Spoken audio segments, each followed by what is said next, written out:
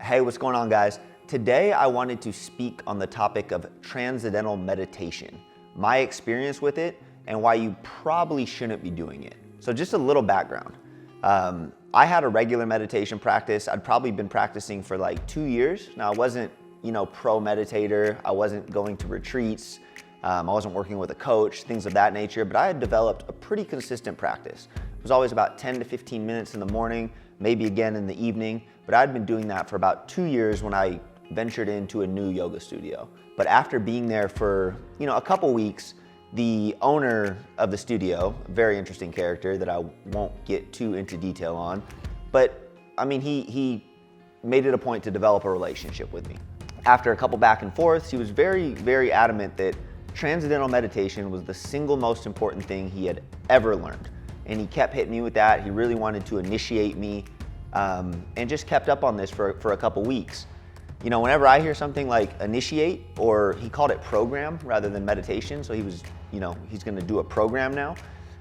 There's red flags that pop up, but after consistently wearing me down and some effective hot yoga, I eventually decided, okay, let me look a little more into this, let me do a little more research. You go on the internet and you find a bunch of different things. On one hand, you find it's very culty, you find, concerns about the founder, Maharishi, sexual abuse stuff, right? But then you also have like a guy like Ray Dalio, right? A very, very successful hedge fund manager, multi-billionaire, who said it's the single most important thing he's ever done. And he has a regular practice.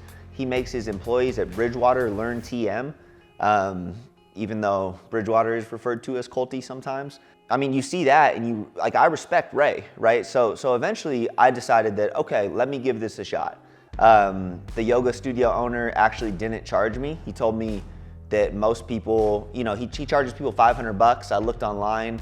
Most people that get initiated from a certified TM teacher, they're paying upwards of $1,500. So I was like, you know what, if nothing else, I'm getting this for free from a respected guru or whatever. So I went with it. Now let me tell you guys from the beginning, the initiation process is weird, like very weird. So if you ever do go through with this, be prepared for that, right? They make it a thing. At the end of it, you're just given a mantra and you're sent on your way, right? You have this mantra, you concentrate on that while meditating. You're supposed to do it for 20 minutes twice a day, okay? 20 minutes twice a day. That's the standard TM practice. So I'll say I did this for 3 months. I felt incredible.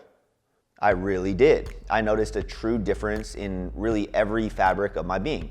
Why would I possibly say TM isn't something you should do or it's overrated? Well, hold on. Let me get back to this teacher. Let me get back to Maharishi, some of that. After a crazy, crazy long story, when I got together with a couple other, good friends of mine that had been initiated, we put something together. This guy wasn't actually teaching real TM. He wasn't certified by the, organization, and he was giving everyone the same mantra, which in no, capacity should you do. It was like Ahim or Ahima or something like Aim, something like that. But the point was, it was bullshit, okay? All sorts of other things started unraveling at that point. And this huge realization came into play that there was nothing special about this perceived TM. Everything that surrounds TM and the idea of it, including this self-proclaimed teacher and everything on the TM organization, it's culty nonsense. And it pulls you into this idea that that's the center of it. What is effective is focusing on meditation 20 minutes twice a day. It doesn't have to be glued to their specific idea or their specific mantra. In and of itself, there's nothing special there. I've come away with that pretty concrete understanding and takeaway because after this whole epiphany and the waking up, after being part of this whole thing, well, what happened? I committed to a regular 20-minute, twice-a-day practice, and I experienced the same results. You could argue even a little bit more effective. I started using that Muse device for one of the sessions, and overall, my meditation practice was fantastic. So TM in and of itself, steer clear. You don't need to pay someone $1,500. You don't need to pay someone, whatever it might be, it's not worth it. But that being said, there is like the human psychology piece of it that going through that whole process forced me to commit to 20 minutes twice a day.